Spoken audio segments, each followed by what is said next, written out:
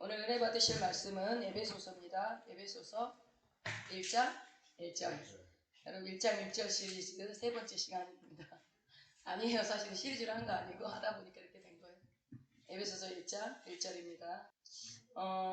사도 바울은 신약 성경의 27권 중에 총 모두 몇 권의 편지를 썼지요?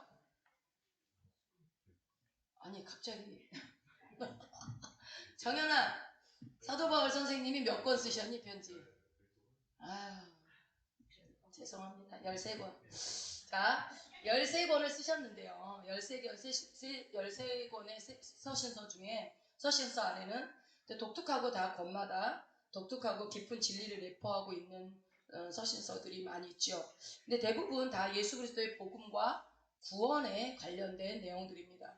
근데 그 13개의 서신서 중에서 예수 그리스도의 구원과 그리고 복음에 관련된 내용들을 언급하고 있는, 그리고 정말 복음에 관련된 가장 정수를 얘기하고 있는 성경을 골라라 하면 뭘까요?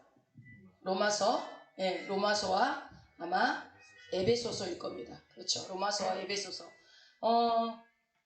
물론 우리가 얼마 전까지 공부했던 갈라디아서도 복음에 대해 설명하고 있어요. 그렇지만 갈라디아서는 어떤 사도 바울의 사도권의 변제나 그리고 율법, 구원의 문제에 대해서 좀 더 많이 관련이 있기 때문에 복음의 정수와 관련해서는 로마서와 에베소서를 볼 수 있습니다.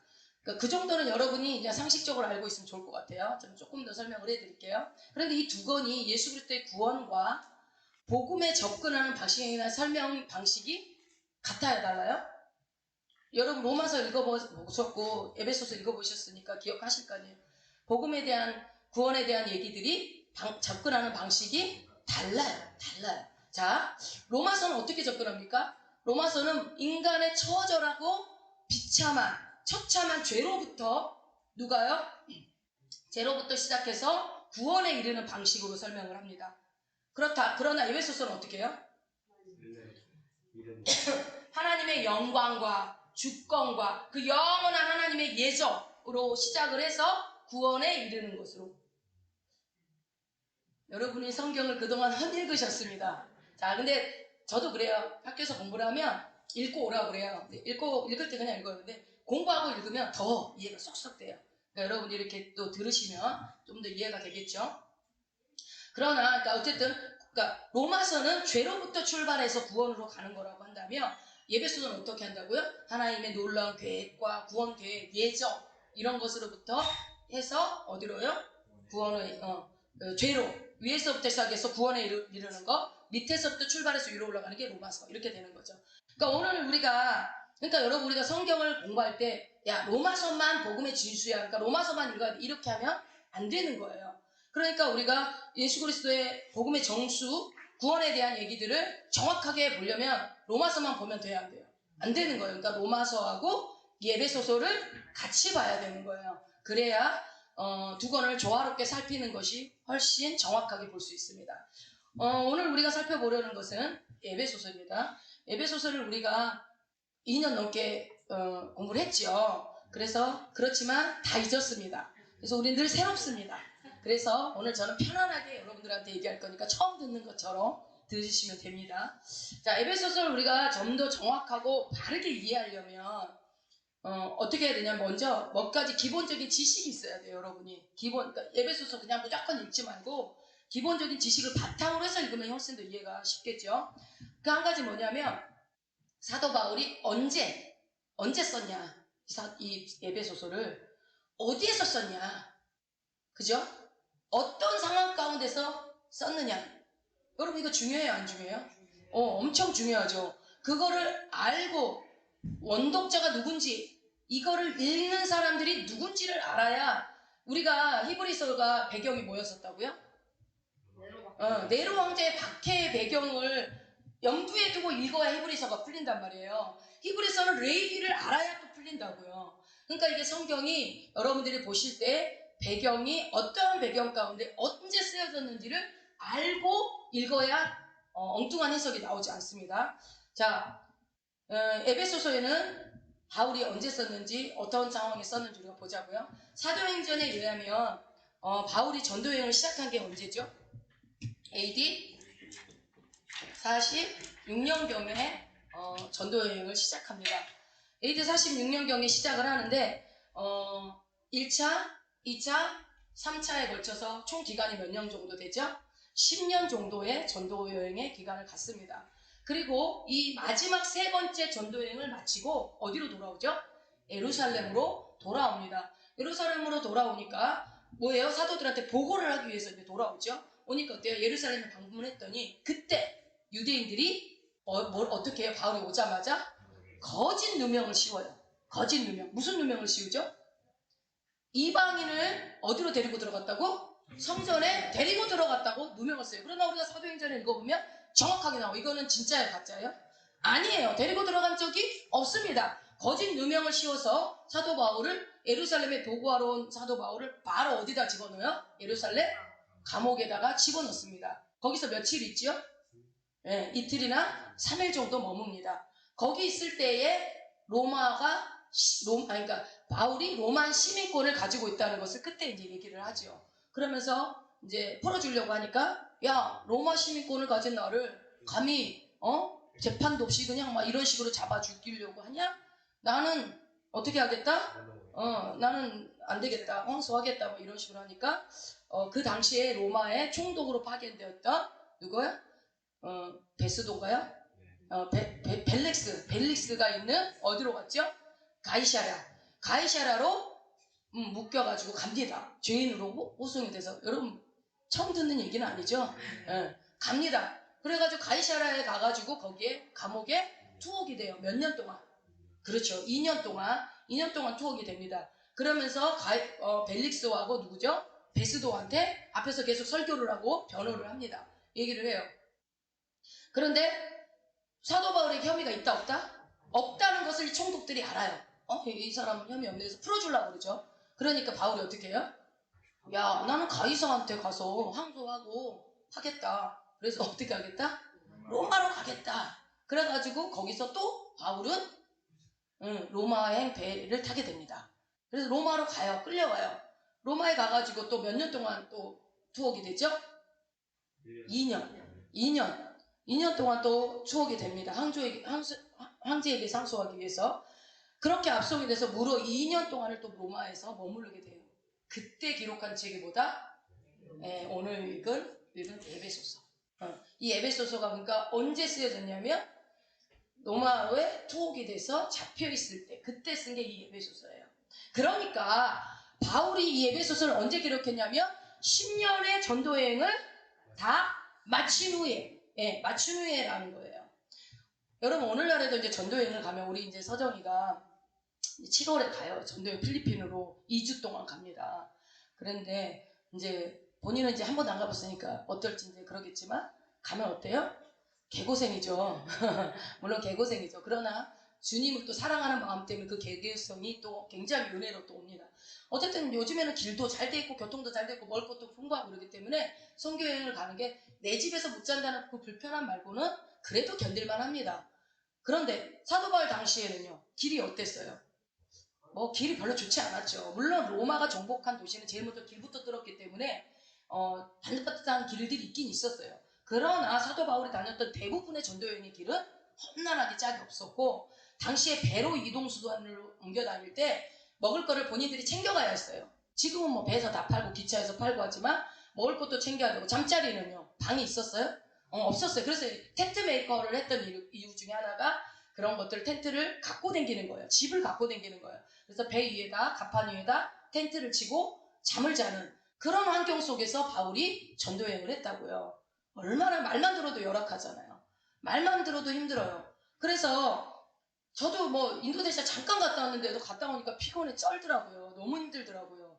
그런데 이렇게 전도여행을 10년 동안 다녔다면 얼마나 어떠했을지 여러분 상상이 되죠. 그런데 사도 바울이 이 10년 동안을 다니는 거를 어떤 상황인지 성경에 다 나와 있지요. 우리 가볼까요? 고린도에서 앞으로 가면 고린도후서 11장에 나와 있어요. 우리 다 아는 거지만 한번 읽어봅시다. 고린도후서 11장 23절부터 28절까지 같이 한 목소리로 사도 바울의 10년 전도 여행의 형편 상황이 어땠는지 같이 한번 읽어보겠습니다. 고린도후서 11장 23절에서 28절, 297쪽입니다. 297쪽. 같이 한 목소리로 읽습니다. 저희가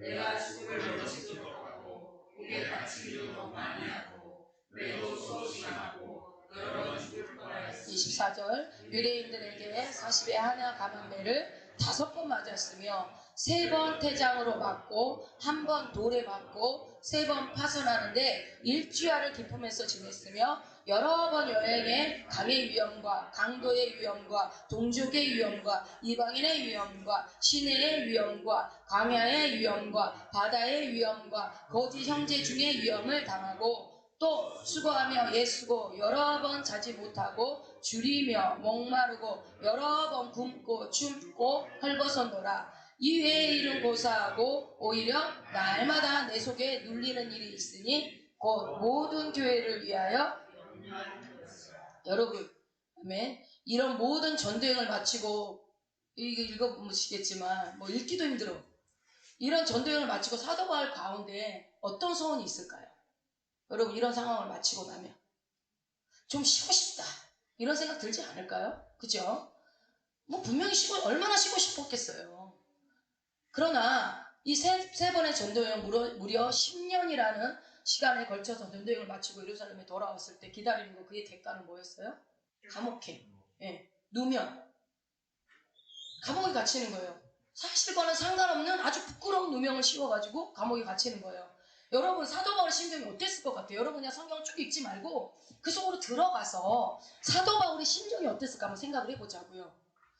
이것이 예수 그리스도를 향한 헌신의 대가일까? 라는 생각이 들지 않겠습니까? 우리 같으면 내가 그렇게 죽도록 고생하면서 했는데 무려 10년 동안 앞만 보고 예수 그리스도의 복음을 전하는 일에 생명 걸고 달렸는데 이 복음을 전한 헌신의 대가가 고작 누명이야? 감옥이야? 사도 바울은 무려 4년이 거의 넘는 세월 동안 감옥에 갇혀 있었어요. 여러분 자유를 잃었다니까요. 자, 더군다나 로마의 감옥에 갇혔을 때는 여러분 기억나세요? 그런 로마의 감옥이 아니라 뭐였습니까? 가택연금이었어요. 가택연금. 그러면 어때요? 가택연금이라는 것은 여러분 내가 집을 얻어야 돼요.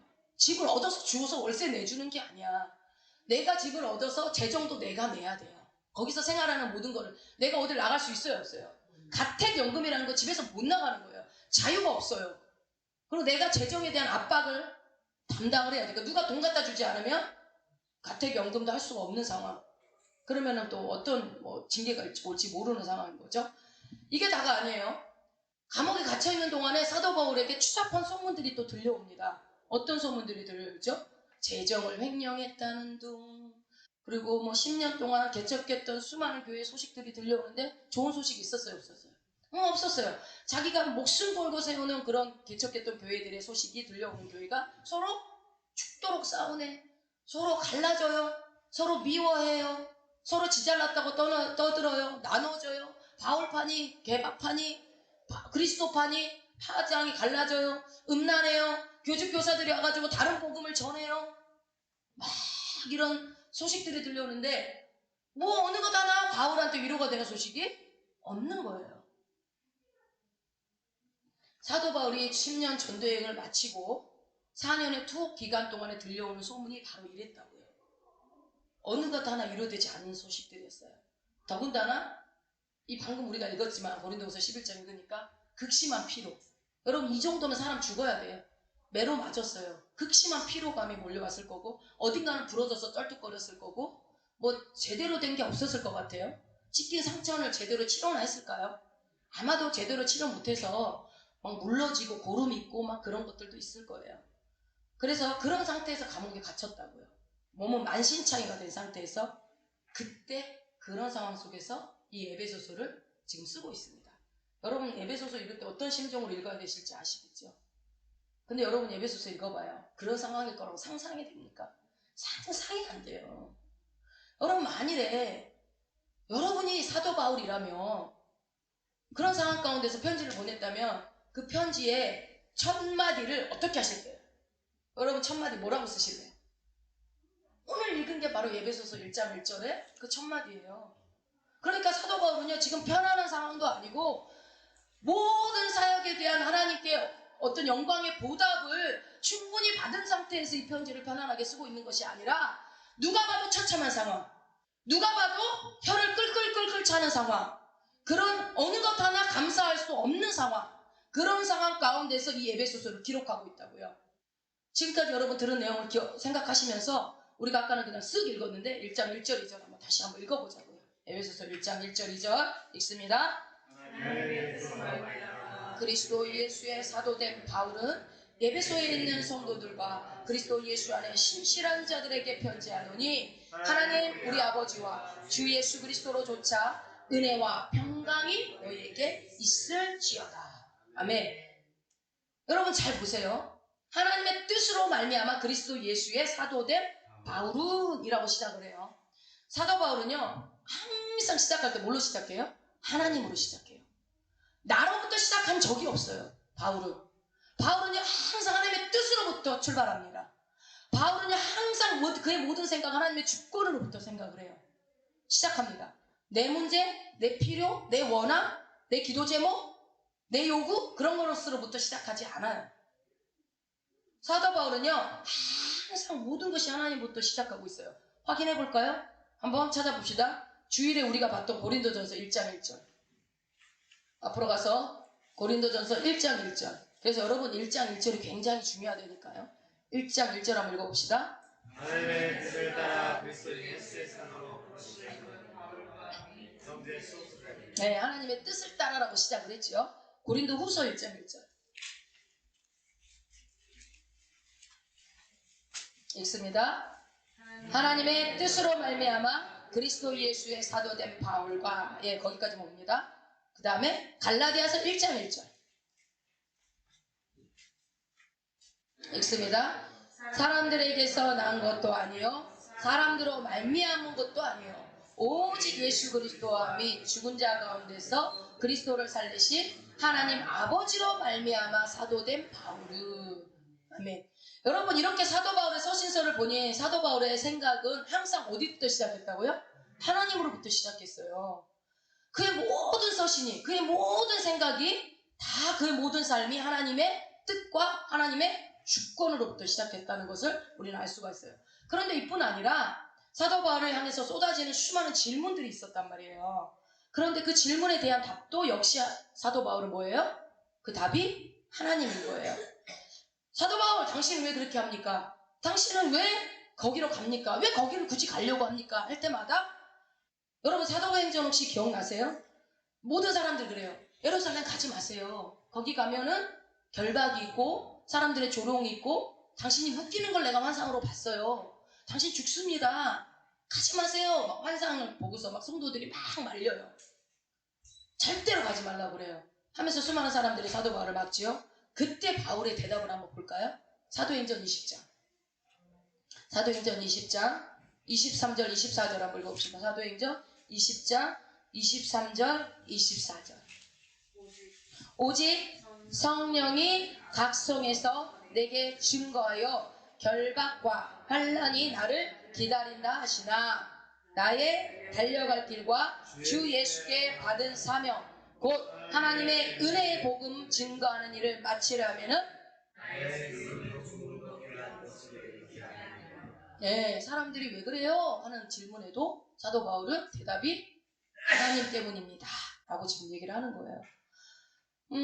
사도 바울은요 모든 시작이 하나님의 뜻과 주권에 있었다는 것을 우리는 확실히 알 수 있습니다.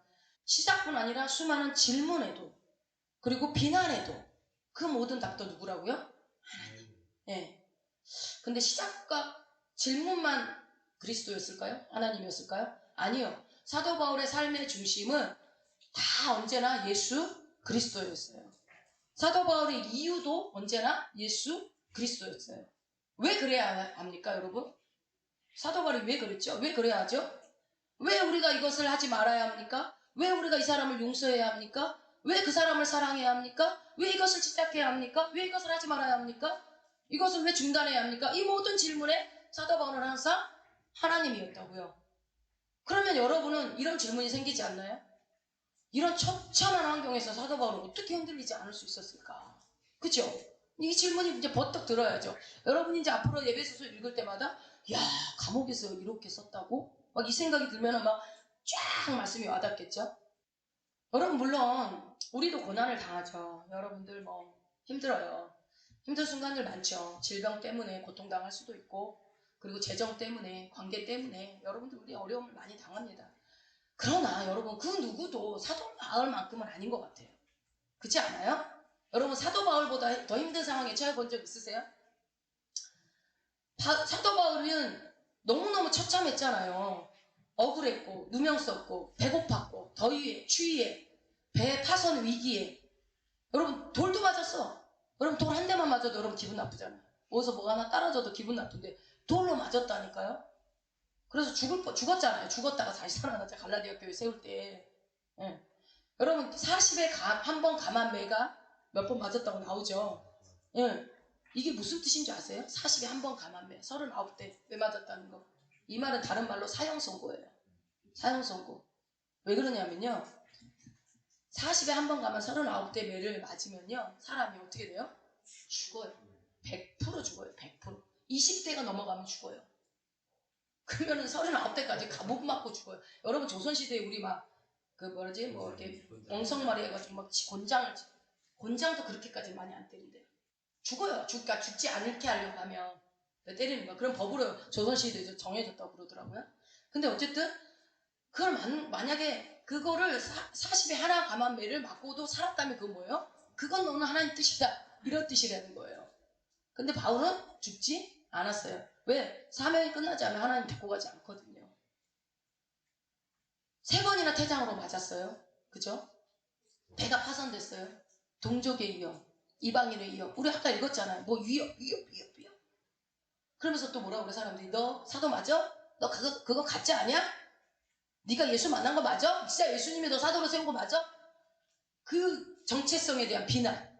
얼마나 비아냥거림, 조롱, 오해. 막 사도 바울이 이랬대더라, 저랬대더라. 또 막 별의별 얘기가 다 돌아다녔을 거예요. 여러분, 그런 상황이었으면 저 같으면 낙심했을 것 같아요. 저 같으면 절망했을 것 같아요. 뒤로 물러나 침륜에 빠졌을 것 같아요. 아니요, 오히려 하나님 나 이거 다 집어치래요 하면서 원망했을 것 같아요. 저 같으면 그랬을 것 같아요. 여러분 어땠지 모르겠지만, 하나님 왜 나를 부르셨습니까? 내가 언제 내 이득을 취한 적 있어요? 나 복음 전하면서 죽도록 복음 전한 거 말고 내가 결혼도 안 하고 이렇게 복음을 전했는데 주님을 위해서 내가 이렇게 죽도록 달려온 이 길이 대가가 이겁니까? 이런 얘기 할 수 있어요, 없어요? 저 같으면 했을 것 같아요. 저 같으면 이렇게 따졌을 거예요. 그런데 사도 바울은 흔들렸어요? 안 흔들렸어요? 안 흔들거렸어요. 낙담했습니까? 아니요. 절망했습니까? 아니요. 그렇지 않았어요. 원망하지도 않았어요. 자기 삶을 망가뜨리지도 않았어요. 뒤로 물러나 침륜 가운데 빠지지 않았어요. 사도 바울은 로봇인가? 어떻게 사도 바울이 이런 삶을 살 수 있었을까요, 여러분? 흔들리지 않았어요. 왜요? 왜 안 흔들렸을까요? 자기 삶의 중심을 누구를 뒀기 때문에? 네, 하나님으로 뒀기 때문에 그래요. 어떤 상황에도 변하지 않는 진정한 소망이신 하나님을 자기 중심의 삶의 중심으로 삼아버린 거예요. 그 사람이 특별해서가 아니라, 그럼 반대로 여러분, 우리는 왜 이렇게 조금만 어려우면 절망하고 조금만 어려움 가운데 빠지면 흔들흔들할까요? 답이 나왔잖아요. 왜요? 언제나 흔들리는 변화되는 상황 가운데 내가 중심이 돼서 그래요. 하나님이 중심이 된 삶이 아니라 내 자신을 중심으로 두고 있기 때문에 그런 거야. 내 자신의 생각, 내 자신의 감정, 내 자신의 의견, 이런 것들을 중심으로 삼기 때문에 어떤 상황이면 흔들흔들 하는 거예요. 그 차이를 아시겠습니까? 사도 바울은 오늘 에베소서 1장 1절에서 이렇게 시작합니다. 하나님의 뜻으로 말미암아 그리스도 예수의 사도된 바울은. 사실은 여러분, 이렇게 말할 수 없는 상황이에요, 바울이. 그런데 하나님께 원망했어도 하나님 입장에서도, 솔직히 여러분 하나님이라고 해도 그래 바울아 너 원망할 수 있어 이렇게 생각하지 않았겠어요? 그런 상황을 이렇게 어렵게 겪었는데 당신은 무슨 사도입니까? 당신 왜 그렇게 행동합니까? 그러니까 바울이 뭐라고 그래요? 예! 난 하나님 때문에 그래요. 이렇게 얘기하는 거예요. 당당하게. 여러분 우리가 하나님의 말씀을 따라야 되는 이유가 무엇입니까? 우리가 왜 하나님을 중심으로 둬야 되죠? 우리가 온 힘과 마음을 다해서 예수 그리스도를 따라야 되는 이유가 뭡니까? 여러분 따르십니까? 따르고 싶죠? 따르려고 여 자리에 앉아있잖아요. 여러분 그분이 위대하시기 때문입니까? 위대하신 주 그래서 그 이분이 위대하니까 여러분 그분을 따르시는 겁니까? 여러분 그 이유는요 오직 그분이 유일하신 하나님이기 때문에 그래요. 신은 한 분밖에 없어요. 유일한 하나님은 딱 한 분 예수 그리스도 한 분밖에 없다고요. 그분밖에. 아멘입니까? 네. 오직 그분이 유일한 생명이라고요. 나에게 새 생명 주시는 분 유일한 분이 예수 그리스도. 오직 유일한 길이고 진리고 생명이신 분이 예수 그리스도 그분 한 분밖에 없기 때문에 우리에게 선택의 여지가 있어요 없어요? 없어요 없어요. 세상에 많고 많은 신이 있다고요? 그 신에게도 구원이 있고 저 신에게도 구원이 있고 우리 모두 다 같이 We are the world 다원주의? 아니요. 아무리 어떤 대단한 이적과 이적이 일어나고 병이 고쳐지고 병자가 일어나도 유일하신 하나님 그 현상이 중요한 게 아니에요. 유일하신 하나님은 오직 하나님 한 분뿐이라고요. 예. 그분만이 빛이시고 그분만이 유일한 소망이시고 그분만이 유일한 길이기 때문에 우리가 그분을 따르는 거예요. 길이 없다고요. 유일한 길. 여러분 잘 오셨어요. 그 유일한 길을 선택하신 분들이잖아요. 다른 길에서 지금 막 무릎이 터져라 엎드려서 절하고 있고 막 하고 있는 얼마나 불쌍해요. 매일 하루에 3번씩 기도하고 있는 무슬림들 얼마나 불쌍합니까? 가짜 신에게. 이 세상에 유일한 소망 되시고 유일한 구원 되시고 유일한 빛이 되시고 유일한 소망의 근원이 되시는 그 하나님을 그 예수 그리스도를 따라가야 되는 이유가 바로 그것인 것입니다. 우리의 소망을 여러분 그분에게 둘 때 우리도 사도 바울처럼 흔들리지 않을 수 있어요. 그러니까 내가 왜 흔들렸을까 생각해보면 내 중심으로 생각해서 그래요. 하나님을 생각하지 않았기 때문에 그분을 중심으로 두지 않아요. 그분만 중심으로 두면 여러분 요동하지 않아요. 네. 그 믿음 좋다 그러는 거예요. 그래서 어떤 일이 없어도 어떤 사람은 똑같은 상황이어도 절망에 빠지는 사람이 어떤 사람은 감사하는 사람이 또 있어요. 그게 뭐겠어요? 하나님을 중심으로 둔 그 사람은 절대로 낙심을 빠지지 않습니다. 네. 더 중요한 것은요. 사도 바울이 예배소서에서 그 영원부터 그 웅장한 하나님의 계획 그 놀라운 하나님의 장엄한 영원한 그 계획과 목적을 밝혀요. 여러분 기억나세요? 예배소서 1장에 쫙 하나님의 놀라운 계획들이 막 창세전에 막 기억 안 나시나요? 그렇다고 지금 에베소서를 다 읽을 수 없잖아요. 쫙 우리 1장 이 후반전에 보면 창세전에 여러분 택하시고 막 예정하사 막 나오잖아요. 그런 계획들을 쫙 밝혀요. 그 말은 뭐야? 어느 시대 사람이건 어느 장소에 살았건 어느 문화 어느 인종이건 검건 희건 노랗건 그 모든 사람들에게 적용되는 그 영원한 계획과 목적이 있다고 에베소서에 말하고 있는 거예요. 그래서 다시 말해서 모든 시대 사람을 모든 장소에서 그러니까 지금 우리는 대한민국이겠죠. 뭐 아프리카에 있는 사람이나 미국에 있는 사람이나 뭐 브라질에 있는 사람이나 그 모든 사람들 그리고 2023년 5월에 우리가 지금 살고 있는 우리나 아니면은 앞으로 뭐 3000년대에 살고 있는 사람들이나 그 어느 시대 어느 장소 어느 곳에서 어느 나라에서 어떤 인종으로 살고 있든 사람이든 간에 이 모든 사람들에게 공통적으로 적용되고 해당되는 그 삼위일체의 하나님의 웅장하고 영원한 계획이 있다 하고 선언하면서 시작되는 게 예배소서예요. 예. 그런데 더 놀라운 게 뭐냐면 그 하나님의 대단한 계획을 선포하며 시작하는 것보다 더 놀라운 것은 하나님의 그 영원한 계획과 목적이 예수 그리스도를 통해서 이미 이루어졌다라고 얘기하는 거예요. 믿으십니까? 네. 그것이 이미 예수 그리스도를 말미암아 성취되었다라고 에베소서에서는 얘기하고 있어요. 그러나 사도 바울이 얘기하고자 하는 핵심은 그게 아니에요. 예수 그리스도는 물론 성취되는 건 믿으시죠?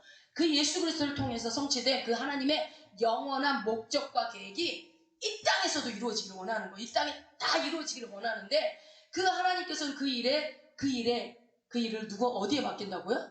주의 몸대 교회에 맡긴다고요. 여러분에게 맡기겠다라고 에베소서에 얘기하고 있어요. 할렐루야! 네. 우리 여러분의 계획에 맡기겠다고 하나님이 그 놀라운 계획을 옆 사람도 아니고 나한테, 예? 옆 사람도 해당됩니다. 예.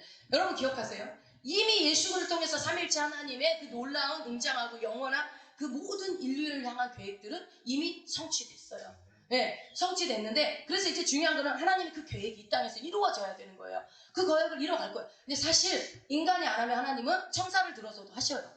반드시 하나님의 계획은 성취됩니다. 오직 하나님의 뜻은 성취됩니다.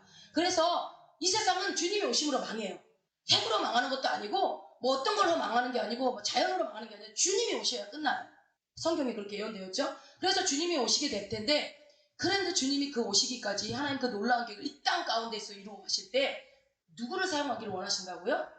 나를 사용하기를 원한다고요. 여러분을. 정부도 아니고 교육기관도 아니고 사회센터도 아니고 복지센터도 아니고 주의 그의 몸된 어디예요? 교회에다가 맡겼다고 이 일을요. 여러분 교회가 또 얼마나 대단해요. 교회가 없어지면 돼요 안 돼요? 교회가 없어지면 없어질수록 하나님 그 놀라운 계획이 성취될 교회들이 사라져가는 거예요. 우리 한 사람 한 사람이 사라지면 예수 믿는 사람들이 없어지면 하나님의 성취 계획들이 사라져가는 거예요. 한국교회 성도들이 예수 믿는 진정한 성도들이 사라지기 시작하면 촛대가 다른 데로 넘어가는 거예요. 가나안 나라로 넘어가요. 그 하나님의 뜻과 계획을 이룰 다른 성도들을 찾는다고요. 그러니 우리나라를 위해서 얼마나 우리가 기도해야 돼요. 아까 권사님 기도했지만 그럼 악법들이 하나님 대적해서 나오는 게 뭐예요? 사단이 하나님 마지막 때 우리나라를 쓰려고 하는데 못 쓰게 하려고 막는 거 아닙니까? 우리나라를 절대 못 쓰게 만들려고. 그러려면 어떻게 해요? 예수 믿는 사람을 줄여야지. 교회 못 가게 해야죠. 교회를 없애야죠. 그 하나님의 교회를 향한 계획이 이 에베소서에 담겨 있어요. 그러니까 여러분 우리가 고린도전서 앞으로 보면 교회에 대한 문제들, 교회가 왜 이래야 되는지 이런 것들을 원리나 그런 것들을 본다면 에베소서는 뭐냐면요. 이 교회를 향한 하나님의 계획이 나와 있어요. 네. 그 교회가 바로 어디에 있습니까? 여기 있습니다. 시온성 교회. 아멘. 네. 하나님의 선택한 교회가 우리 시온성 교회입니다. 여러분. 네. 하나님께서 그래서 우리가 우리 교회를 향해서 이 땅 가운데서 계획이 있을까요? 없을까요? 있지요. 우리 시온성 교회를 향한 계획이 반드시 있습니다. 여러분. 그래서 그러면 이 교회에다가 맡기려고 하나님이 계획을 하셨는데 그럼 그 교회가 그거를 하나님의 계획과 목적을 이룰 힘을 줄까요? 안 줄까요? 교회 주시죠. 반드시 주시죠. 반드시 주십니다. 예. 여러분 기억하세요. 다시요. 하나님은 하나님의 뜻을 교회를 통해서 이루시기 원해요. 이 땅 가운데 이루시기 원하는데 세상을 변화시키는 일을 어디에 맡긴다고요? 이 교회에 맡긴다고요. 그런데 그 변화시킬 수 있는 힘이 두 가지가 있습니다. 힘이 아까 있다고 준다고 그랬죠? 우리가 그 힘을 가지면 우리가 세상을 변화시킬 수 있어요. 뭘까요? 첫째, 성령 안에서 하나됨이에요. 여러분 우리가 계속 요즘 제가 하나됨에 대한 얘기를 계속 하고 있죠. 기도 아무리 많이 해도 하나 되지 않으면 끝이에요. 다 소용없어요. 여러분. 나 혼자 잘 먹고 잘 살겠다고 하는 게 뭐가 중요해요? 다른 데 가서 빌어도 돼요. 근데 왜 공동체 안에서 우리가 함께 기도합니까? 하나됨을 위해서예요. 하나됨. 여러분 기도하면서도 물론 내 문제 해결하고 내 응답받는 것도 중요하지만 잊지 말아야 될 건 우리가 하나 되는 거예요. 성령 안에서 하나됨. 두 번째는 뭘까요? 빨간 걸로 써야지. 안 지워져. 두 번째는 뭘까요?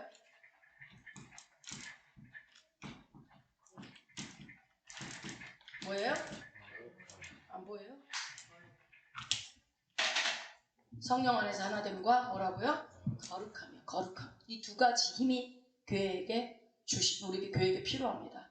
하나됨과 거룩함. 여러분 재정? 아니요. 교회 사이즈, 건물 사이즈? 아니요. 성도 수? 아니요. 하나님 그거 보고 일하지 않아요.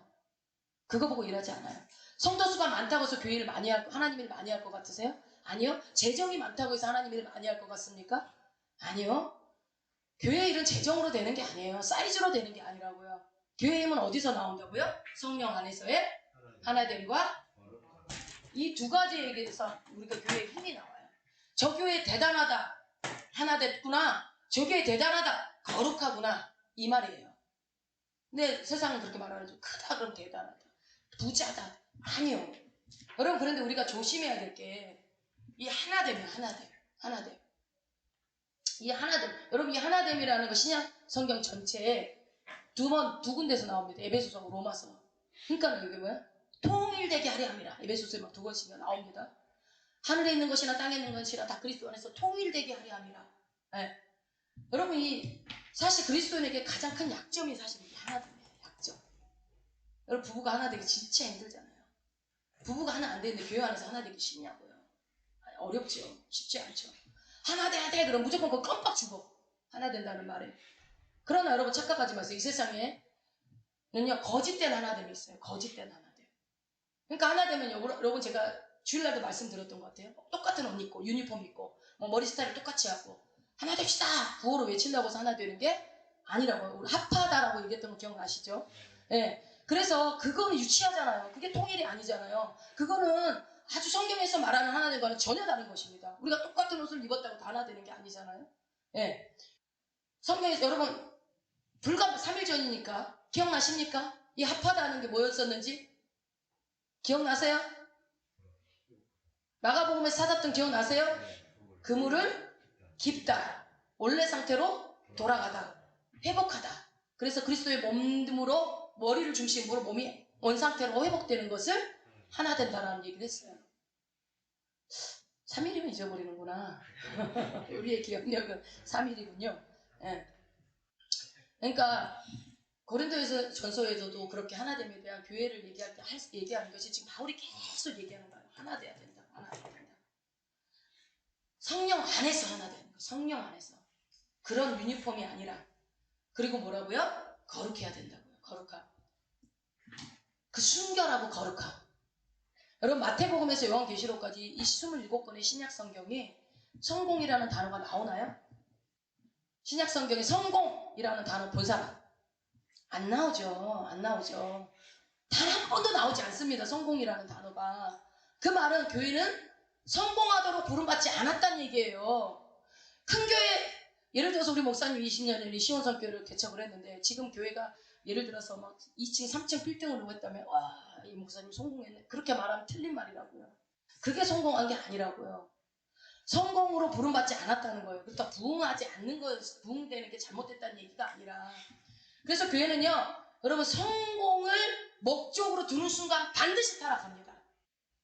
우리 교회가 만약에 성공을 목적으로 두면 반드시 타락하게 될 겁니다. 반드시 망하게 돼 있어요. 여러분 우리 교회가 지금까지 망하지 않은 건 성공을 이렇게 목적으로 두지 않았기 때문에 그런 거예요. 네. 힘을 잃어요. 세상으로부터 비난받아요. 성공하려고 하면. 조롱당해요. 왜요? 교회는 성공을 위해서 부름받지 않았습니다. 여러분 기억하세요. 절대 우리는 성공하기 위해서 교회 다니는 게 아닙니다. 여러분 교회는요 뭐라고요? 뭐 하기 위해서 부름받았다고요? 네, 하나됨과 거룩함을 위해서 부름받았다고요. 그러니까 여러분 우리가 성공을 위해서 너무 애쓰지 않아도 돼요. 막 성공하려고 애쓰지 않아도 돼요. 그건 도구예요. 그냥 도구. 도구일 뿐입니다. 여러분 물론 하나님이 우리 교회 축복하시겠죠. 이렇게 기도하고 하나님이 쓰임받고자 막 이렇게 밤마다 와서 기도하는데 하나님 왜 축복 안 하시겠어요? 당연히 축복하시겠죠. 여러분들을 성공시키시겠죠. 그러나 그 자체에 절대로 마음 뺏기면 안 돼요. 여러분 잘 된다고 거기에 마음 뺏기면 안 된다고요. 사업장 달라고 줬더니만 사업장 때문에 교회를 안 나오면 안 되잖아요. 하나님은 그걸 원하지 않아요. 그냥 어떻게 하는 거죠? 그냥 그거의 도구일 뿐이라고요. 우리가 무엇을 하든지 그건 다 도구예요. 각자의 성공을 통해서 우리가 이루어야 되는 건 딱 하나 뭐예요? 거룩함을 이루면 돼요. 여러분의 사업장을 가지고 거룩함을 이루시고 여러분의 직장을 가지고 거룩함을 이루시면 된다고요. 여러분 때로는 하나님은 갑자기 우리에게 가난도 허락하셔요. 실패도 허락하세요. 예수 믿으면 실패 안 해요? 예수 믿으면 뭐 가난해지지 않습니까? 허락하죠. 그런데 여러분 낙담하지 마세요. 절망하지 마세요. 침륜에 빠질 필요가 없습니다. 절대 망하지 않습니다. 네, 우리는 망하지 않아요. 하나님의 자녀가 어떻게 망해요? 창조주 하나님이 내 아버지인데 어떻게 망할 수가 있어요? 망하지 않아요. 근데 내가 실패했는데 내가 망했다고 생각하는 거예요, 여러분. 내가 가난하니까 내가 망했다고 생각하는 거지 하나님은 네가 가난하다 실패했다고 망했다고 평가하지 않으세요. 왜요? 하나님 때로 허락하거든요. 그 삶을. 왜요? 여러분 실패, 가난 찾아올 수 있어요? 그거를 통해서 하나님 뭘 원하세요? 거룩함을 이루라 라고 얘기해요. 여러분 가난하면 거룩할 수 없어요? 부자여야만 거룩함을 이룰 수 있습니까? 성공해야만 거룩함을 이룰 수 있습니까? 아니요. 내가 여러분 실패했을 때 그 실패를 가지고 거룩함을 이루면 돼요. 내가 성공했을 때, 아니면 가난할 때 그 가난함으로 하나님 앞에 거룩함을 이루면 되는 겁니다. 예. 우리의 목적은 성공이 아니라 거룩함이기 때문에 그래요. 여러분, 우리의 신앙의 목적이 뭐라고요? 거룩함이에요. 거룩함. 그래서 우리가 밤마다 목사님 와서 회개해야 된다. 지금 이 주제 계속 회개가 뭐예요? 다를 말하는 게 뭐예요? 거룩해야 된다는 얘기예요. 죄를 회개해야 거룩해지잖아요. 예. 하나님, 나에게 거룩함을 덧입혀 주세요. 아멘.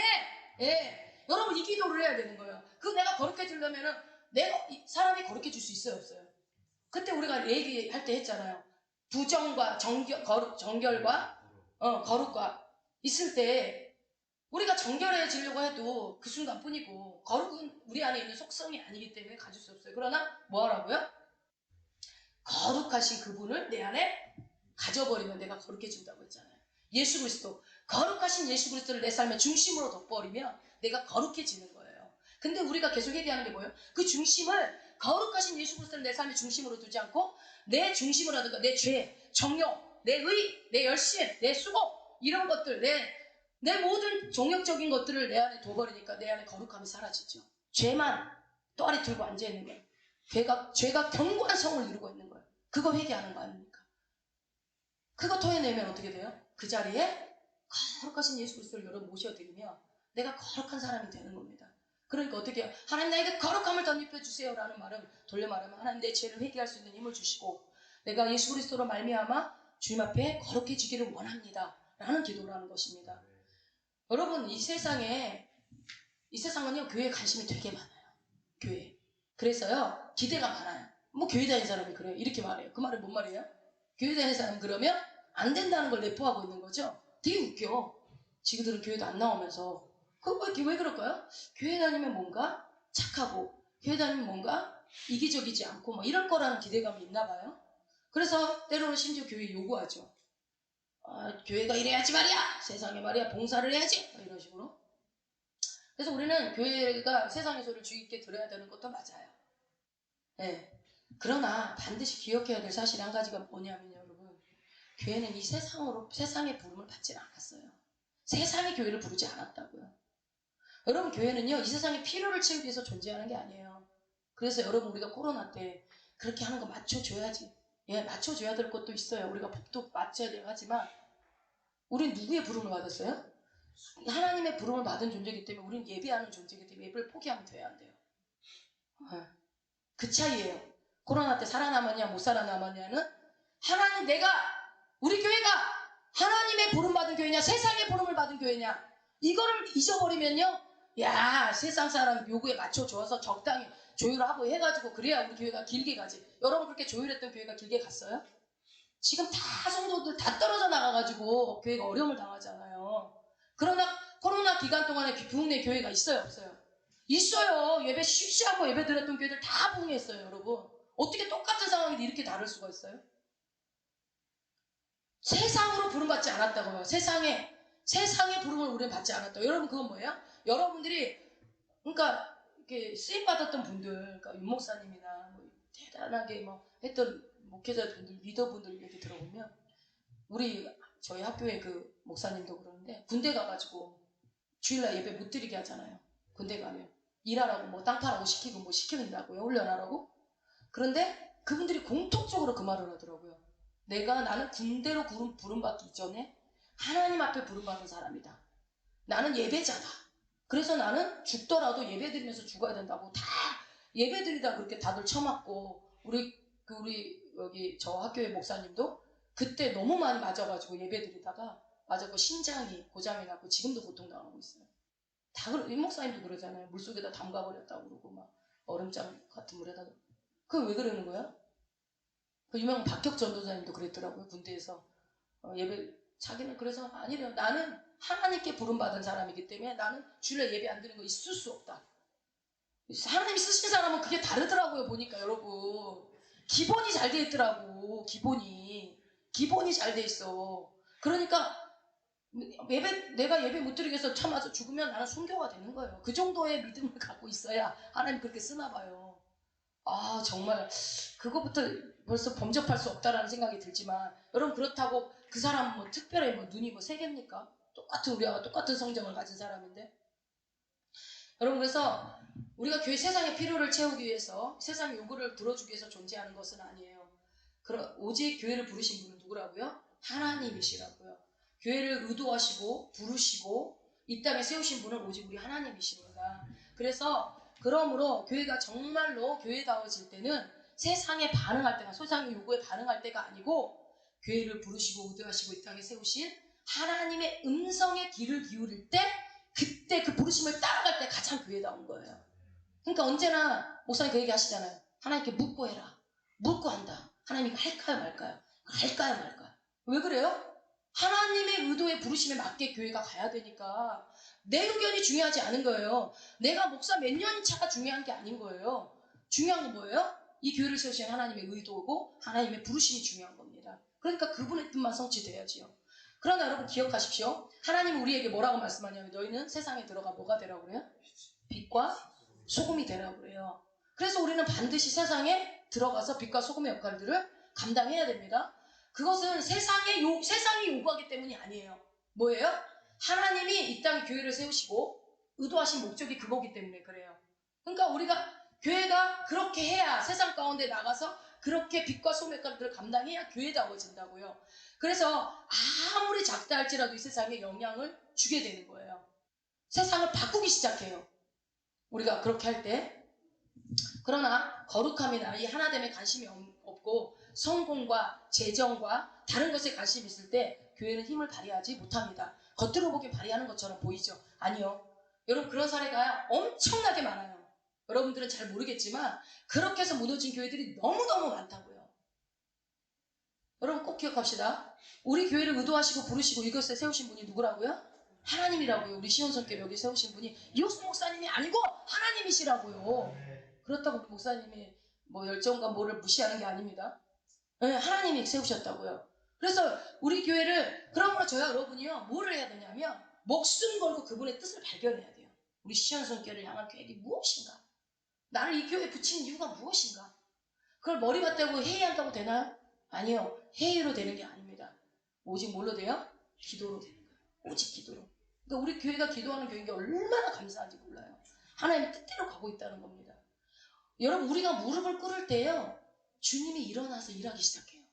그런데요, 내가 일어나면요, 주님이 무릎을 꿇어요. 아시겠어요? 기도 맨날 목사님 기도, 그게 아니라 내가 무릎을 꿇어야 주님이 일어나서 일하신다고요. 근데 내가 무릎을 꿇지 않으면 주님이 무릎을 꿇어서 일을 못 하시는 거예요. 그래서 무릎을 꿇어야 되는 겁니다. 여러분, 예수님을 이렇게 세워야 되겠죠. 내가 무릎 꿇어야 주님이 일어나신다니까요. 그러니까 내가 무릎 꿇어야지 주님을 이렇게 세우실 수 있어요. 우리가 무릎을 꿇어야 되는 것이에요. 그래서 뭐라고 그래야 돼요? 주님 말씀하십시오. 우리 교회를 향한 목적을 주님 말씀하여 주시옵소서. 우리 가운데 거룩함을 주시고 우리 교회 가운데 하나됨을 허락하여 주셔서 특별히 성령 안에서 거룩한 하나님의 바른 하나됨을 우리 가운데 허락해 주시옵소서라고 우리가 교회를 놓고 기도해야 돼요. 내 문제만 가지고 기도하는 게 아니라. 여러분, 그렇게 할 때 우리 교회 하나님 놀라운 일으켜 세우세요. 나도 치료하시고 내 문제도 해결하시지만 우리 교회를 쓰신다고요. 어제 우리 문화선 교사님께서 드디어 전화가 오셨더라고요. 제가 전화할까 하다가 안 했어요. 그냥 바쁘기도 할 것 같고 5월달이라 행사가 많아서 전화가 왔길래, 아유, 문화선 교사님 전화 주셨네요. 그랬더니 재평안 하셨습니까? 그러면서 많이 바빴다 그러고 얘기를 해요. 진짜 바쁘셨어요? 난 귀신 때문에 못 온 줄 알았는데? 그랬더니 그 귀신 나갔어, 빨리 와요. 그랬더니 막 나갔어요? 막 이러더라고요. 나갔어요. 저기 갔어. 그래요? 그래서 방언 받으러 온다면 왜 안 와요? 지금 방언 받으려고 막 기도하고 막 그러는데 방언 막 쏟아지는데 막 이랬더니 시간이 안 가네요. 그러면서 이제 다음 주쯤에 오신다고 그래요. 지금 막 계속 부산으로 어디로. 근데 6월 말인가 선교가 하나 필리핀이라고 그랬나? 어디라고 그랬지? 그때 잡혀서 그거 와서 기도 부탁한다고. 그래서 기도 부탁하시라고, 확실히 기도하겠다고 했더니 그러니까요. 그러면서 제가 그랬거든요. 아유, 맨날 짜잘짜잘한 거 하나 하지 말고 단가 센 걸로 좀 달라고 주님께 내가 기도할게요. 그랬어요. 단가가 세야지 한 번 할 때마다. 막 그랬더니 기도를 좀 해주셨나 봐요. 단가 센 것이 많이 들어왔어요. 근데요, 저 부산이야, 저 지방이야. 그래서 경비가 많이 깨져 이러는 거예요, 저한테. 그래서 다 제대로 돼가고 있는 거예요. 그것이. 내가 그랬지요. 근데 어쨌든 간에 이제 저는 무슨 생각이냐면 전화 끊고 나서 와서 보니까 기도하니까 성교 간다고 하니까 먼저 생각나는 거야. 기도 부탁해야 되겠다. 그래서 구체적인 기도 제목을 알려주십시오. 그리고 그쪽 상황과 본인의 기도 제목을 이제 알겠다고 그러시더라고요. 그랬더니 확실히 기도해 주겠습니다. 믿습니다 그러더라고요. 확실하게 기도해 줄 것을 믿습니다. 네, 여러분 생각날 때마다 늘 우리 인도네시아 선교사님들 이름 불러가면서 기도해 주시기 바래요. 그러니까 하나님 우리 교회를 통해서 일하고 싶어 하시는 거예요. 그게 우리가 직접 나가지 않지만 우리 보내는 선교사잖아요. 여러분 본문 1장을 다시 가보세요. 에베소서 1장 1절을 읽어봅시다. 다시 한번. 하나님의 뜻으로 말미암아 그리스도 예수 안에 신실한 자들에게 편지하노니. 아멘. 거기까지만 봅니다. 자들의 편지하노니. 사도 바울은요 짧은 이 1장 1절에 굉장히 많은 것을 함축하고 있어요. 여러분 그리스도인이라는 사람들이 누군가를 지금 설명하고 있어요. 그리스도인 누구냐? 여러분 그리스도인 누구예요? 그리스도인. 물론 예수 믿는 사람은 그리스도인이라고 하죠.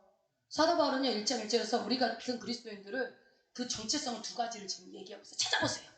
찾아보세요. 첫째는 뭐예요? 예배소에 있는 성도입니다. 자, 둘째는 뭘까요? 그리스도 예수 안에 있는 신실한 자예요. 자, 두 가지 얘기했어요. 다시 말해서 그리스도인의 두 가지 정체성이 뭐냐면 육신적으로는 어디에 살고 있어요? 에베소에 살고 있지만 영적으로는 예수 그리스도 안에 거하는 사람들. 네. 여러분 그러니까 너무 영적으로만 살지 마요. 영적인 것만 그리스도인의 삶이 아니라고요. 너무 막 떠다니지 말라고요. 붕붕 떠서 다니지 마세요. 이게 너무 영적으로 살지 말라는 게 이게 뭔 말이에요? 영적으로 살아야 돼. 그게 아니라 너무 영적으로 살지 말라고. 너무. 막 그러면서 막 저거 못해. 모든 걸, 저 기운, 이 기운, 막 이런 사람 있잖아. 지나다니면서. 몰라요? 저 그런 사람 봤는데. 저 사람 이상한 기운, 이 사람 기운. 막 하늘로 날아가려고 그래. 여러분, 우리의 육신이 이 땅에 있다는 걸 기억해야 돼. 우리 육신이. 육체가 있잖아. 우리 육체를 갖고 있잖아요. 배고픔도 느끼고. 육체. 데살로니가서 뭐라고 했어요? 너희의 영과 흉과 육이 다 건건하기를 바란다고 그렇게 얘기한다고요. 어느 거 하나만 영적인 것만 잘해라 이렇게 얘기 안 해요. 네. 이 균형을 잃어버리지 않는 것이 여러분 굉장히 중요해요. 신앙생활 할 때. 영만 중요하게 생각하면 안 돼요. 육이 없는데 어떻게 영이 존재합니까? 육체 안에 영이 걸어와야 되는데 어떤 사람은 그래서 이 세상을 떠나서 어디로 들어가고 싶어요? 산속으로 들어가잖아요. 산속으로 들어가서 사는 인간들 봤어요? 부러워요? 아우 진짜 꼴보기 싫어. 저는 보면 자연인들 깨치치 절대 자연인 같은 거 하지 마요. 가려면 누구랑 같이 들어가든가. 그럼 산속으로 들어가가지고 공동체를 이뤄서 막 예수 믿는 사람들끼리 막 산속에서 아름다운 공동체를 이뤘으면 좋겠다. 빨간 집 짓고 막 이랬으면 좋겠다는 사람들 있잖아요. 그거는요 교회 부르심이 아니에요 여러분. 우리는 세상의 부름을 받지 않았어요. 하나님이 우리를 부르셨어요. 그러나 그분이 교회를 향해서 가진 목적이 뭐냐면 너희는 어떻게 하라고요? 세상에서 나가서 분리되라는 게 아니라 세상의 속으로 들어가라는 거예요 여러분. 세상 속으로 우리가 들어가야 돼. 그래서 그분이 교회를 향해서 가진 목적이 뭐냐면 너희는 세상 가운데서 들어가서 뭐를 하라? 빛과 소금이 되라는 거예요. 네. 그러니까 그리스도의 정체성 두 가지를 여러분 기억해야 합니다. 육신적으로는 어디에 있다고요? 에베소에 있어요. 에베소에 살고 있고요. 두 번째는 그리스도 예수 안에 있는 거예요. 이것이 동시에 이루어져야 돼요. 동시에. 내가 이걸 입고 있기 때문에 육신적으로는 우리가 어디에 있어요 지금? 태계원에 있어요. 태계원에. 육신용은 태계원에 있어요. 그러나 우리의 신분과 영혼은 어디에 있는 거예요? 예수 그리스도 안에 있는 거예요. 안에. 예. 이것은 그리스도인들의 건강한 정체성이에요 여러분. 예. 그러니까 막 육신은 막 악하다 금욕질 매 육신은 막 그렇게만 하고 막 중요하지 않다 막 학대하고 건강도 안 지키고 운동도 안 하고 막 그럴 운동할 시간 있으면 기도해라 막 이러면 돼요 안 돼요? 돼요? 운동할 시간 있으면 기도해라 이런 말 하면 잘못된 거예요 여러분. 운동도 하고 기도도 해야 되는 거예요. 밥 먹을 시간 있냐 금식이나 해라 그러면 안 돼요. 밥도 먹어야 금식도 하는 거예요. 너무 영적인 것만 치우치지 말라. 균형을 이루세요. 두 가지가 반드시 균형을 이루셔야 돼요. 그래야 건강한 신앙생활을 할 수 있어요. 건강해야 여러분 신앙생활 오래 한다니까. 다른 사람한테 영향도 미칠 수 있어요. 건강해야. 여러분 우리는요 이 세상에 살지만 이 세상에 속하고 있는 사람들이 아니에요. 여러분 내가 일단 그렇다고 또 너무 육신적으로 막 이게 뭐 그래야지 이것도 문제가 있는 겁니다. 우리가 이 세상에 비록 살고 있지만 이 세상 풍조를 따르면 돼야 안 돼요? 안 되는 겁니다. 세상 가치가 음란한 일 따르면 돼야 안 돼요? 안 되는 거예요. 우리가 비록 이 세상에 살고 있지만 이 세상에 자기 소망을 두고 시민권을 가지면 돼야 안 돼요? 우리가 대한민국 시민권을 가지고 있지만 진짜 시민권은 어디에 있는 거예요? 하늘에 있다고요. 하늘에. 우리가 비록 이 세상에 살고 있지만 예수 그리스도에게 속한 사람들이라고요. 우리가 비록 이 땅에 살고 있지만 이 세상 풍조와 가치관이 내 것이 아니라고요. 오직 말씀이, 오직 성경 말씀이 내 삶의 기준이라고요. 여러분 말씀이 기준이 돼야 돼요. 세상 법이 기준이 되면 안 돼요. 세상 요구가 기준이 되면 안 돼요. 세상에서 이러하니까 많은 사람들이 민주주의 다수가 이런 걸 욕을 하니까 그렇게 다 따라가는 것이 맞습니까? 아니요. 세상에 아무리 권변병 바뀌어도 오직 기준은 우리의 기준은 말씀인 것입니다. 여러분 이 균형을 잃어버릴 때 교회가 욕을 먹어요. 이 균형을 잃어버릴 때 교회는 병들기 시작하는 거예요. 병든 교회가 얼마나 많습니까 여러분. 여러분 육신적으로는 이제 마무리해 갑니다. 육신적으로는 어디에 있다고요? 에베소에 내 육체가 있다는 것도 기억하시고 이 당시에 여러분 그러니까 사도 바울 당시에 에베소가 어땠어요? 여러분 기억나십니까? 아데미 신이야. 에베소가 아주 음란하기 이를 데 없는 폼페이보다 더 음란한 곳이었어요. 사실은 그 문헌과 그 문화를 그 당시에 여러분 그 역사를 찾아보면요 음란함의 최고봉이 에베소였어요. 최고봉. 그래서요 상상해보세요. 눈 뜨면서부터 아기 때부터 음란을 보고 자라. 일평생 당연한 걸 부모고 뭐 옆에 사람이고 옆집 아줌마고 아저씨고 뭐 그냥 다 음란함에 젖어서 살던 사람이 어느 날 복음을 들었어요. 복음을 들으니까 죄가 싫어지죠. 당연히 여러분 그러죠. 예수 그리스도 내 죄가 싫어지잖아요. 나 죄 싫어. 예수 믿을 거야. 하고 예수 안에 옵니다. 그리고 교회 안에 들어왔어요. 그래갖고 성령으로 완전히 새롭게 되었어요. 여러분 그렇게 되면 그 사람들의 특징이 어떤 줄 아세요? 여러분들 모습을 한번 생각해 보세요. 내가 성령으로 완전히 새롭게 되어지면 내가 옛날에 지었던 죄들이 어때요? 달콤해요? 그리워요? 역겨워요. 역겹고 더럽게 느껴져요. 그리고 너무 싫어요. 그런 간증들 많이 듣잖아요. 막 담배 막 쩔어 있었던 사람이 딱 성령님이 끊게 하면 막 담배 냄새도 맡기 싫다 그렇게 되는 것처럼 내가 지었던 죄들이 막 역겹고 막 싫어요. 그러면 여러분 어떤 생각이 들겠어요? 그 사람들이? 여기 떠나고 싶다 이 생각 들지 않겠어요? 여전히 그런 내가 있었던 죄들을 볼 때마다 생각나잖아요. 완전히 떠나고 싶다. 이 자리를 아무것도 모르는 곳에 가고 싶다. 내가 이 죄를 내가 지었던 것을 아무도 모르는 곳으로 가고 싶다. 그런 생각이 왜 안 들겠어요? 그래서 여러분 우리 교회 병 고쳐준 귀신 쫓아내면 다 도망가 버리는 게요. 안 있어. 우리 교회 왜 다녀? 쪽팔린데. 안 있어요. 그런 줄 알고 해요 원래. 목사님 그치요? 그런 줄 알고 합니다. 이 사람 갈 거라는 거 알아. 귀신 뽑아도 좀 이 사람이 충성자가 될 것이다. 택도 없는 소리. 난 단 한 명도 못 봤다 이때까지. 다 도망가더라. 왜 그래요? 부끄러우니까. 사람이 그렇다고요. 내 죄가 그렇게 다 드러나고 그러면은 떠나고 싶어. 어디론가 가고 싶어. 여러분들 예수님 뭐라고 그런 줄 아세요? 예수님은 야 아니야 너 떠나지 마 그렇게 얘기해요. 사실 그 귀신 쫓아낸 사람들이 안 떠나 우리 교회에 머물렀으면 신앙생활 더 잘했을 거예요. 난 그렇게 생각해요. 근데 귀신 쫓아내주는데 떠났기 때문에 그 사람들 신앙생활 못하는 사람 되게 많아요. 저는 그랬을 거라고 100% 확신합니다. 왜냐하면 하나님은요 그렇게 수고스럽게 떠나게 해줘서 여기 와서 말씀을 넣어주고 그러면은 내가 올 때마다 이 교회 오면 뭐가 생각나요? 목사님 볼 때마다 성도들 볼 때마다 내가 그랬었지 옛날에 나는 죽을 죄인이야. 언제나 겸손케 되지 않겠습니까? 근데 아무도 모르는 데 가면 어때요? 언제 그랬냐는 듯이 의로운 척하고 살지 않겠습니까? 인간은 원래 그래요. 인간은 다 죄인인데 들통난 죄인과 들통나지 않은 죄인일 뿐이에요. 그러니까 들통난 죄인한테 안 들통난 죄인이 뭐라고 할 필요가 없어. 우린 다 죄인이니까. 그래서 하나님 뭐라고 그래? 떠나지 마라. 오히려 다시 거기에 들어가라고 그래요.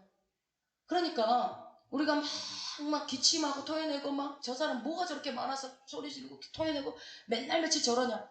여러분 그거를 내가 이 자리에서 하고서 나중에 하나님 회복시키시겠죠? 새롭게 하시겠죠? 정결케 하시겠죠? 거룩하게 하겠죠?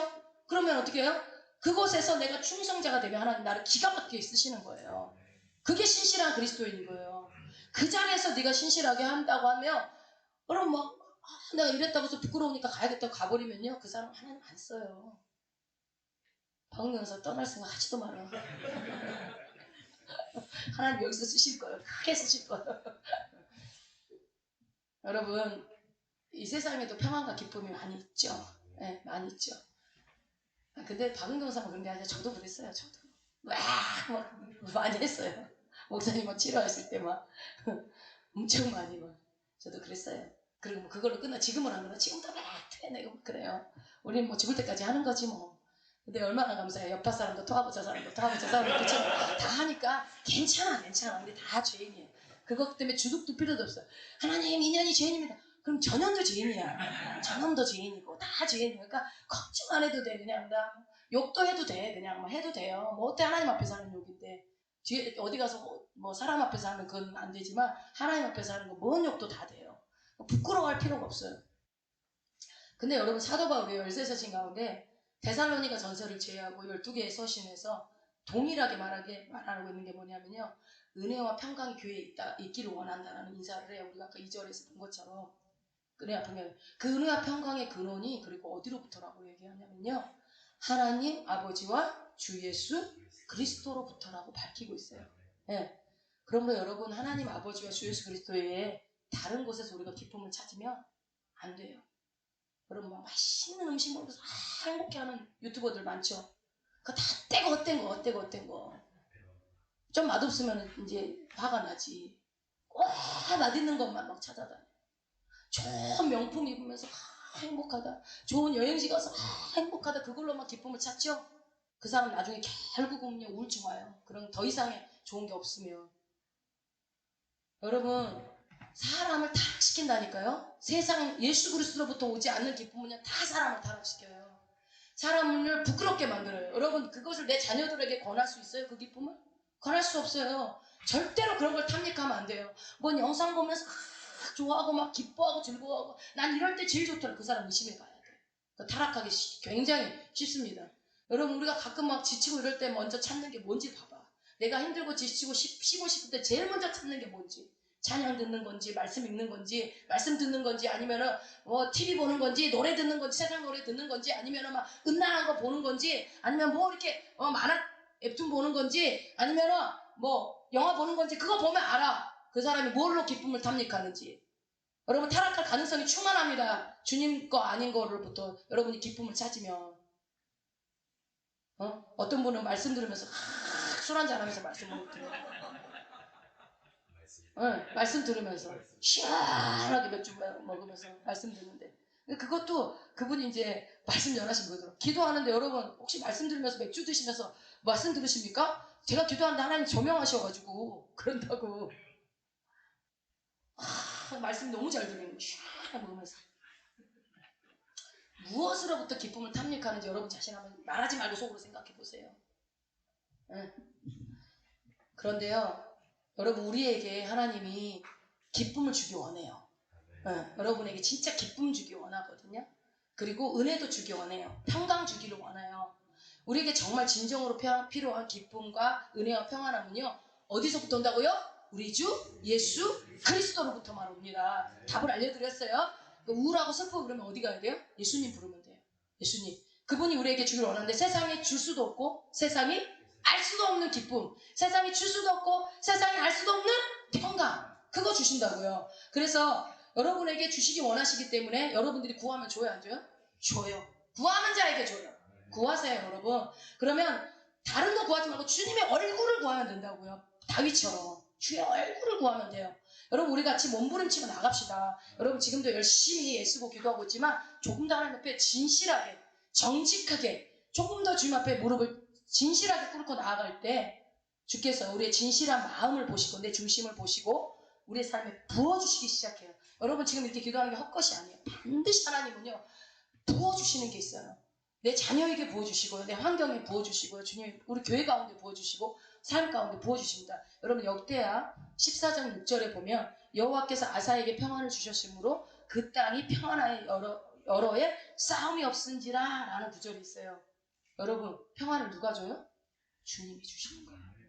여러분 늘 기쁨이 넘치고 평안하기를 원하시죠? 네, 그렇다면 여러분 기쁨과 평안함과 승리의 근원은 사람이 아닙니다. 돈이 아닙니다. 환경이 아닙니다. 뭐예요? 오직 우리 주 예수 그리스도예요. 지금 평안이 없고 우울하고 혹시 마음이 아프고 힘들고 슬프고 고통스럽고 이렇다면 주의 얼굴을 구하면 돼요. 주의 얼굴을. 네. 뭘 기도할지 모르겠다 하시는 분 이렇게 기도하시면 돼요. 하나님, 나는 세상으로부터 오는 기쁨 이제 원하지 않습니다. 이미 충분합니다. 너무 많이 누리고 살았습니다. 세상 속에서. 이제는 하나님이 주시는 거룩한 기쁨을 받기 원합니다. 하나님이 주시는 거룩한 평안함을 저는 받기를 원합니다. 하나님이 주시는 거룩한 성령 안에서의 그 하나됨의 은혜를 내가 받기를 원합니다. 하나님, 나에게 거룩한 그 은혜를 부어주세요. 하나님, 나에게 주님으로부터 오는 것만 받기를 원합니다. 여러분, 그래서 내가 오직 주님이 주시는 것으로만 기뻐하기를 원한다고 그 고백, 그 기도를 하세요. 다른 기도 하지 마시고. 그리고 내가 정말 주님으로부터 오는 그 은혜로 충만하기를 원합니다. 그것으로 내가 매일 살기를 원합니다. 이 기도만 해도 돼요. 그래서 여러분 귀신 쫓을 때 하나님이 주시지 않은 감정, 제가 그렇게 기도하지, 하나님 주시지 않은 생각, 하나님이 싫지 않은 마음, 이게 뭐예요? 그거를 자꾸 세상으로부터 내가 나도 모르게 심겨진 것들이 있다면 그게 귀신이잖아. 그게 어둠. 그거 떠나가라고 할 때 귀신이 알고 떠나가는 거예요. 그 이름을 불러주라고 그러잖아요. 여러분, 이렇게 구하는 이마다 누가 주셔요? 주님이 반드시 주십니다. 아멘. 네, 마치겠습니다.